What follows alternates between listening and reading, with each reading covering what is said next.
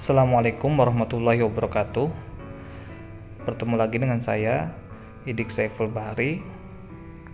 Kali ini kita lanjutkan ya sesi terakhir membahas tentang nasab Eyang Hasan Maulani Lengkung.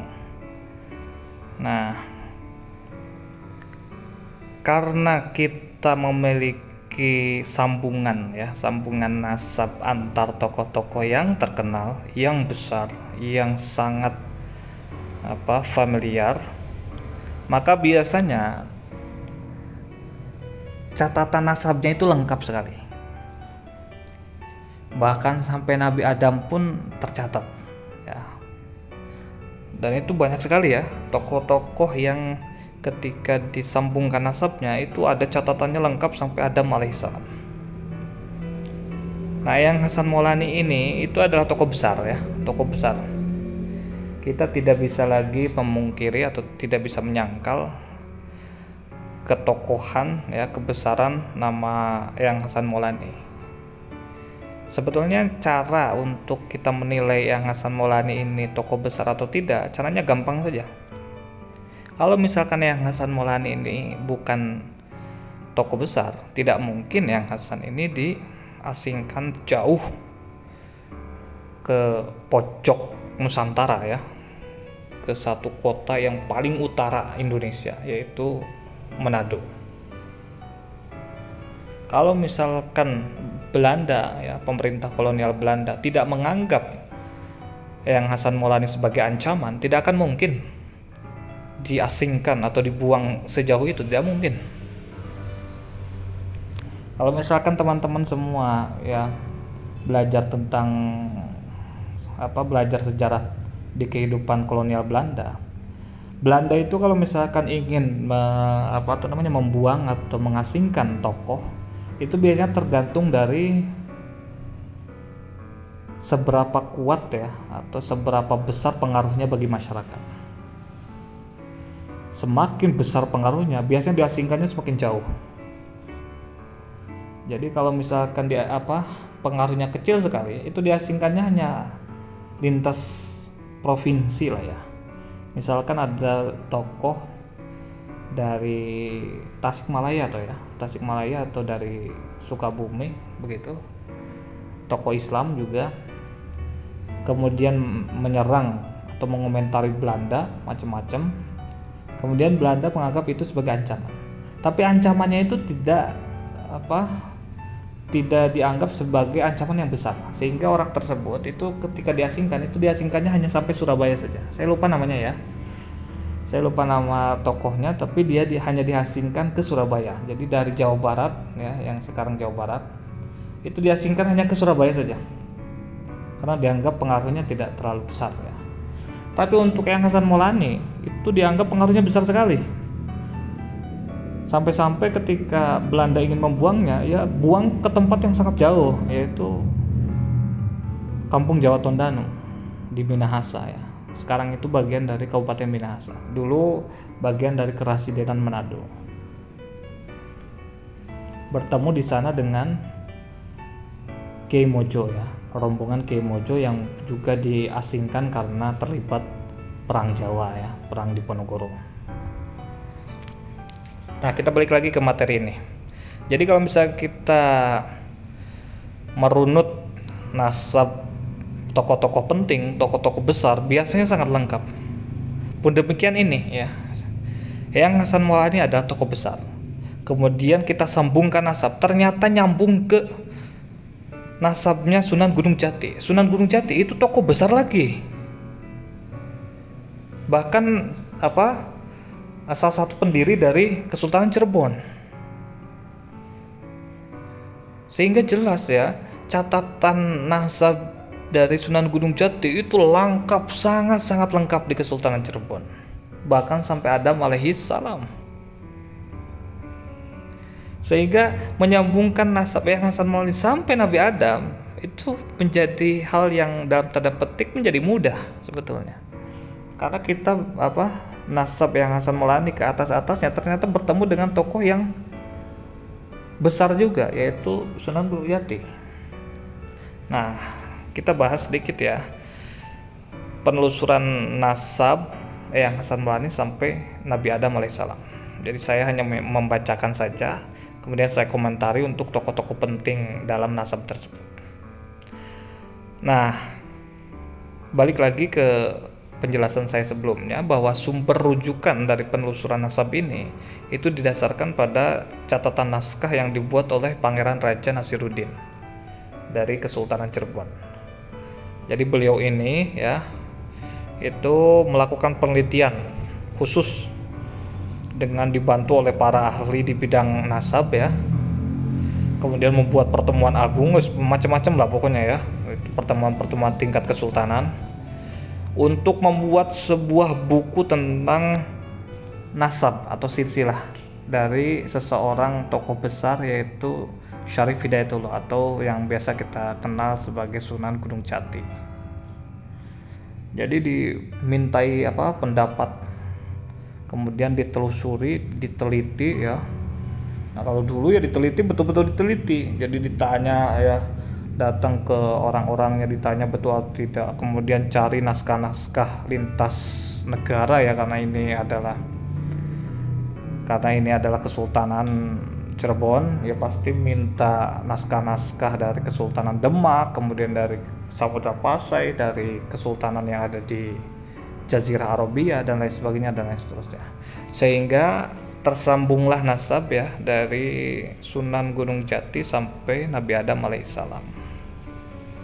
Nah, untuk nasab dari Eyang Hasan Maulani sampai Sunan Gunung Jati itu kan sudah saya jelaskan di video sebelumnya ya. Jadi silakan dicek di bagian list dari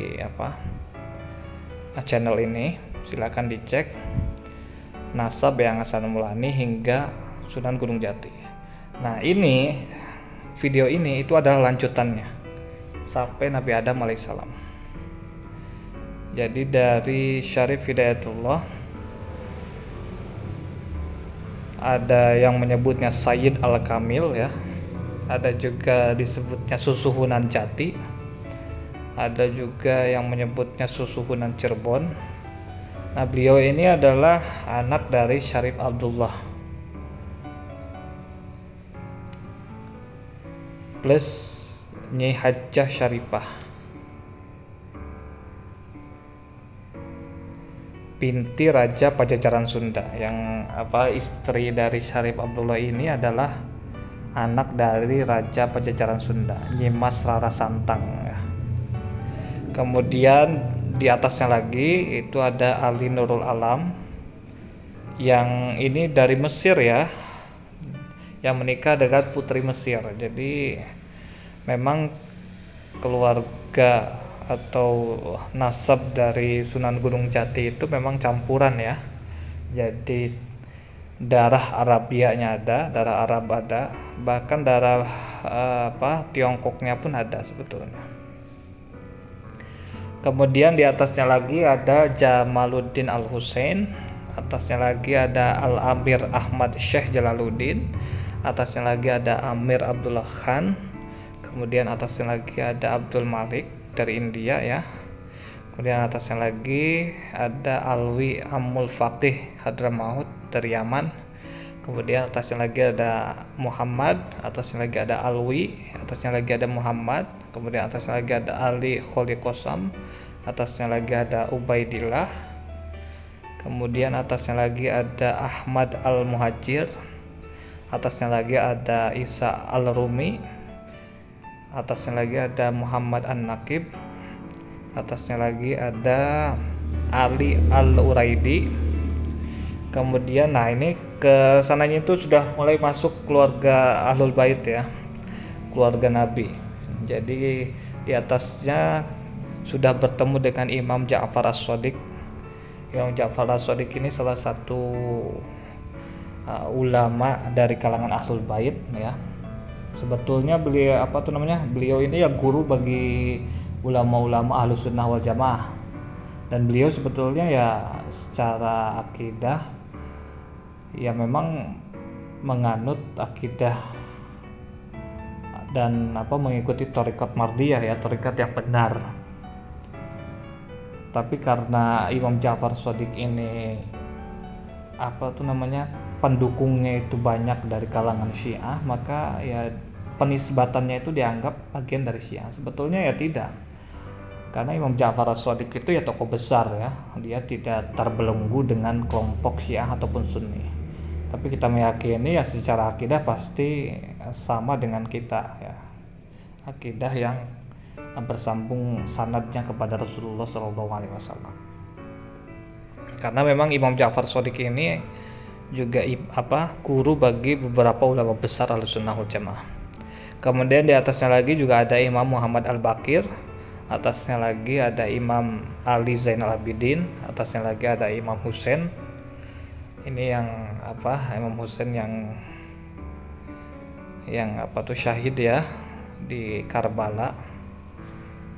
Ya mungkin ini ceritanya panjang sekali tentang Imam Husain, karena memang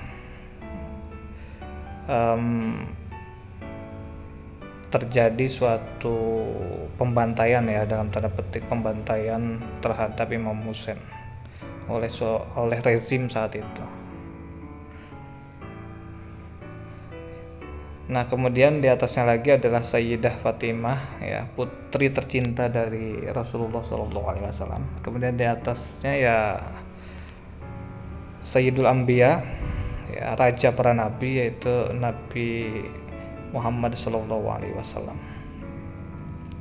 Kemudian ke atasnya lagi ini mungkin di setiap kita hafalan-hafalan saat kita ngaji dulu ya. Jadi di atasnya Kanjeng Nabi itu pasti ada bin Abdullah bin Abdul Muthalib bin Hashim terus ya, sampai sampai Adnan ya. Jadi bin Hashim bin Abdul Manaf bin Qusay bin Kilab bin Murrah bin Ka'ab bin Lu'ay. Dulu saya hafal saat sekolah di Al Idrus ya, Madrasah Al Idrus Lengkong. Itu saya hafal sampai Adnan, karena memang diwajibkan hafal. Bin Lu'ay bin Walid bin Fihir bin Malik bin Nador bin Kinanah bin Khuzaimah bin Mudrikah bin Ilyas bin Mudor bin Nizar bin Mahad bin Adnan. Nah, biasanya mentok di Adnan. Kemudian referensi nasab selanjutnya itu ya kita cari dari buku-buku nasab yang lain. Walaupun sebetulnya ada riwayat hadis ya yang menyebutkan bahwa penyebutan nasab Kanjeng Nabi Muhammad SAW itu mentok di Adnan, karena memang Nabi Muhammad jangan sampai ada dusta ya dalam penyebutan nasab itu. Tapi dalam referensi buku-buku nasab itu jalurnya itu ada ya, jelas ya. Jadi ada beberapa buku-buku nasab yang mengabadikan nasab di atasnya Adnan sampai Adam alaihissalam. Nah, termasuk juga dalam naskah yang disusun oleh Pangeran Nasiruddin ya dari Kesultanan Cirebon.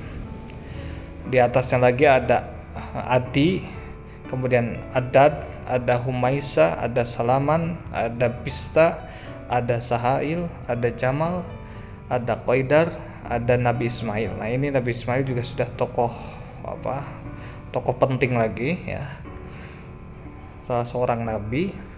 Kemudian di atasnya lagi ada Nabi Ibrahim. Jelas ini tambah besar lagi